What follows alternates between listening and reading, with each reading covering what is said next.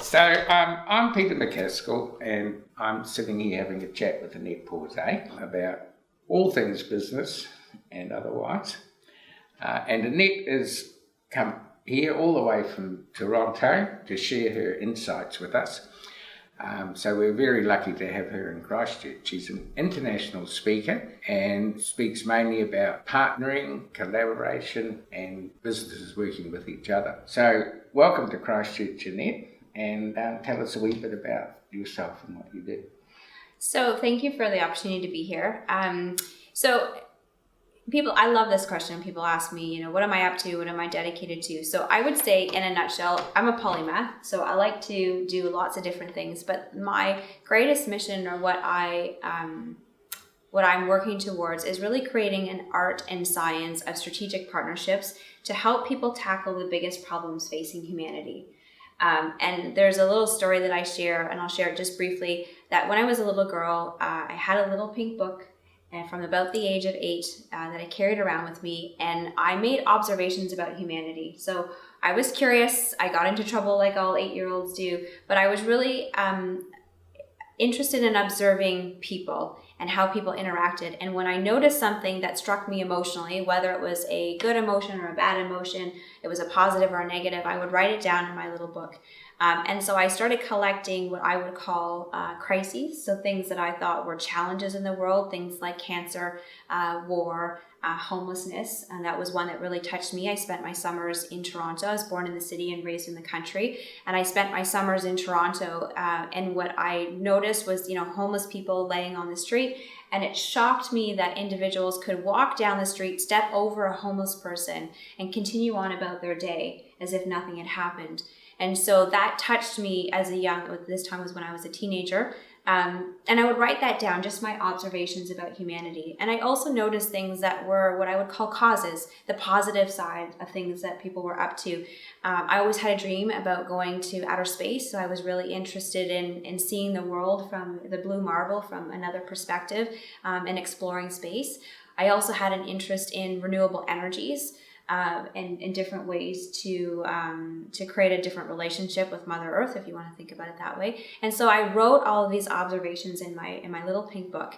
And one day I had a little bit of a midlife crisis in my early 20s when I looked at my book and I read it from cover to cover, and I was emotionally connected to all of these different causes and crises, but I had a moment of feeling there's no way that any one person, and definitely not me, could ever make a difference in all of these areas of humanity by myself.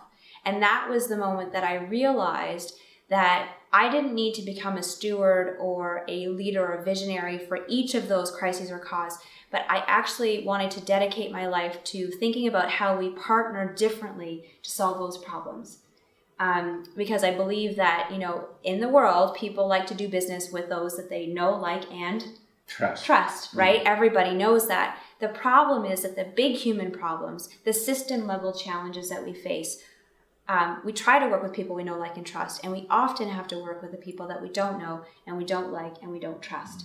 And so the quest I set off to discover was, could I create an art and science, a philosophy, a set of principles and practices that would be applicable to any type of partnership, any industry, any sector, any human issue, that would help people work with those that they know, like, and trust, and the ones that they don't, to tackle bigger issues. So for me, that's what I feel called to do. It shows up in many forms. I've had the opportunity to work in multiple countries, tackling small system level issues and working with families, all the way up to international and global level issues.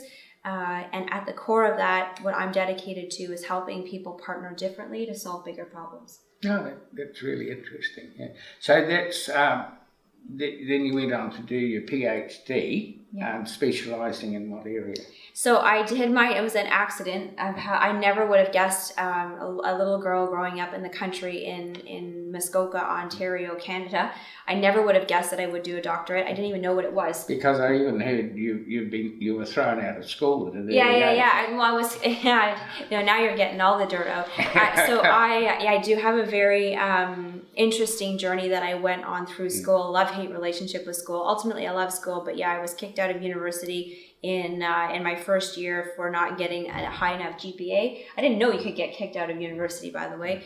But I had to write a letter to the dean explaining why I deserved to be a student again at the university, and I got back in. I had to do my first year basically over again. And another day we can, talk about how that shifted. It was a course correction. It was Mother Nature's way of making sure that I went on a path that I was ignoring. And so at the time I was interested in the connection between the mind and body, and I had gone too far to focusing on kinesiology, which is what I was studying, and not enough of psychology. And that first year blip, as I like to think about it, forced me to relook at the courses I was taking, and I started to do a minor in psychology. So without that blip, I wouldn't have had that same course correction, and that is actually why what I ended up focusing on my doctorate in was organizational partnerships in healthcare. So I did a PhD at the University of Toronto at the Institute for Health Policy Management and Evaluation, which is a fancy way of saying like health administration. And my doctorate focused on interorganizational partnerships. So at the time, it feels like it was not long ago, but it was actually, my goodness, I started maybe 13 years ago. At the time when I started, it was just around the time where there was energy building to answer the question, how do we get healthcare providers to work together in teams? It was happening in Canada, it was happening in the US, and it was a conversation happening globally. And so my research originally started with how do you get healthcare providers to work in teams? But when you look at the situation from a patient-centered perspective, so the equivalent would be a customer view in the for-profit world. In the nonprofit and healthcare, we talk about patients. If you look at the journey of a patient through the healthcare system, you quickly realize that not only do they see multiple healthcare professionals, but those healthcare professionals are not in one organization. They're in multiple organizations. They move from a family physician maybe to the hospital, then they have an outpatient setting, they go to a community health center, maybe they see a psychologist or a psychiatrist or social worker, and all of these professionals are in different organizations. And so that was the aha moment to realize if we're going to be patient-centered, not only do we need to get healthcare professionals to work together, but the institutions that they're in have to figure out how to collaborate. So I started my journey in academics trying to create clinical interventions to then figuring out how do we do administrative interventions, and then eventually to system level interventions. How do we get groups of organizations at a system level all the way from the local healthcare provider professional all the way up through the academic institutions, the policy organizations, the decision-making, the delivery, care setting, government, and so on. How do we get that entire system to align so that everybody's on the same page with the same goal of patient-centered care for better outcomes for Canada or other countries around the world? That's really interesting.